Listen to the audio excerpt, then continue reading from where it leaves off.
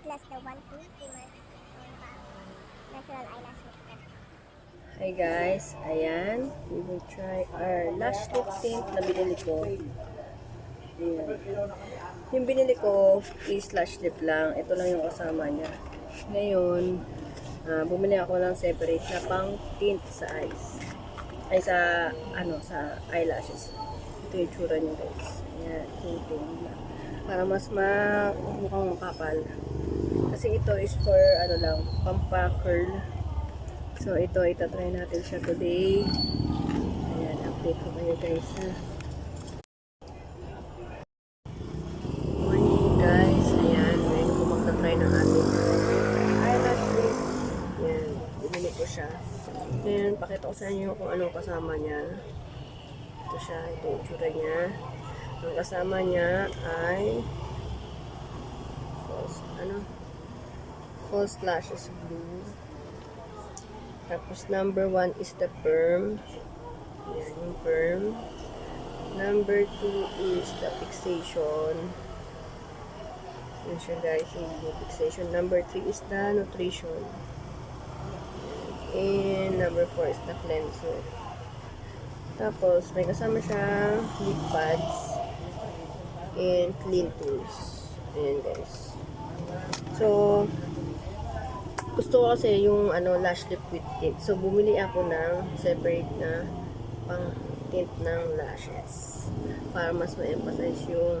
So, susubukan lang natin na first time ko kasi bumili. So, tapos, ito yung lip pads. Ayan. Ilalagay siya dito. So, it comes with different sizes. So, ayan yung tsura niya. Ayan.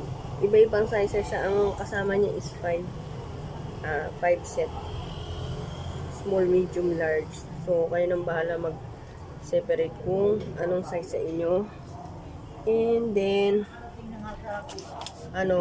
nag-ready rin ako na Johnson buds and toothpick para mas easy siya. And then ito yung plastic. Ewan ko kung anong tawag dito sa plastic na to kasi ilalagyan mo nga siya. Then water of course, tsaka bulak. Ayan. So, i-try na natin guys. Nakapagpa-lash lip na ako before, lash lip with tint. So, nagustuhan ko siya. So, dahil pandemic ngayon, so, I need to do it myself. So, i-try natin. So, ayan guys, ayan yung itsura niya. Time consuming siya. Ayan. Pagsasabayin ko na yung dalawa. Patutuyuin ko lang. So, ayan siya guys. Medyo mahirap siya. Hindi siya ganun kasi kailangan talaga nakapix tong silicone. Tapos, yan, ililip mo siya ganyan. Ginamit ko toothpick, medyo nilayout, nakadikit siyang ganyan para maliit. So, susunod na natin. So, ayun siya guys. First time ko kasi gumawa nito eh. Magaling naman nila yung iba. Pero, ayan, medyo curl-curl na siya. So, lalagyan ko na siya ng tint guys. Lalagyan ko na siya ng tint. So, ayan, yung natin natatanggal yung silicone. So, ito lalagay ko na siya. Ayan. Lang guys. So, ayun guys, lalagyan ko sa plastic. Wait natin ulit ng 8 to 12 minutes. O messy. Basta ganyan siya. Para tumagal yung kulay niya. So, ito din lalagyan ko. Guys, natanggalin ko na siya. Ayan ang itsura niya. Ayan, yan. Tinanggal ko na yung plastic niya. Ayan. So, susunod natin yung Nourish. Afternoon tint. Ayan siya. Yan yung number 3. So, kuha lang akong Johnson buds. And, nilinisin ko na yung lashes mismo. Lalagay ko sa lashes. So, ayan na siya guys. Ayan. Ako, kita nyo ba? So, ayan. Nilinisin ko na siya. Next is the cleanser. Ito na yung last steps. Basta lilinisin ko na yung buong eyes ko. Ayan.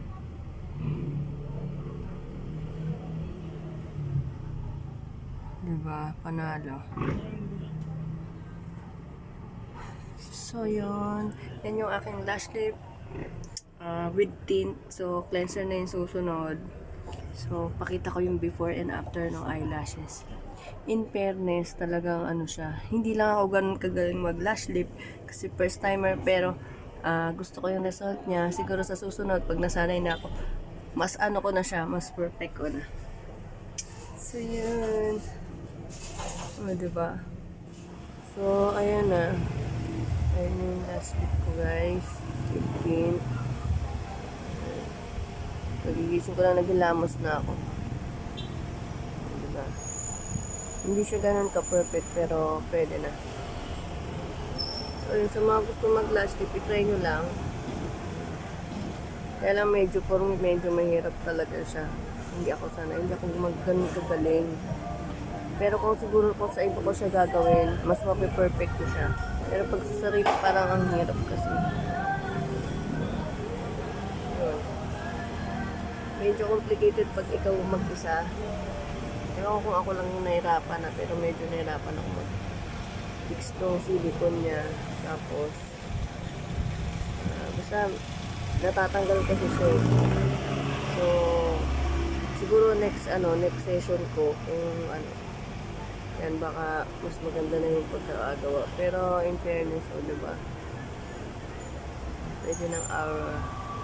Kung na kailangan mag-mascara ay everyday, hacker na yung pilik mata mo, pwede na siya. So yun, pwede na natin to i-business, guys. Pag sa iba talaga, mape-perfect mo siya kasi magagamay mo yung kadulu-duluhang pilik mata. Tsaka yung dami ng solution, pwede mong damihan kasi gano'n makita mo kung tatama. Basta pag DIY parang hindi ko siya pero gagawin ko pa siya ulit, diba? So yan guys, try nyo lang, bili kayo sa sa Shoppee or Lazada nung lash lip kung gusto niya ng DIY. Mura lang siya kasi magpapa kayo sa mga parlor na napakamahal. Pero ingat din kasi medyo mahirap na. So binabayaran nyo talaga yung paglagay nila, hindi yung service talaga nila binabayaran nyo dun. So yun. So, hope you guys like it. Don't forget to like and subscribe. Ayan, mga kakagayan ko. So thanks for watching. Have a nice day, guys.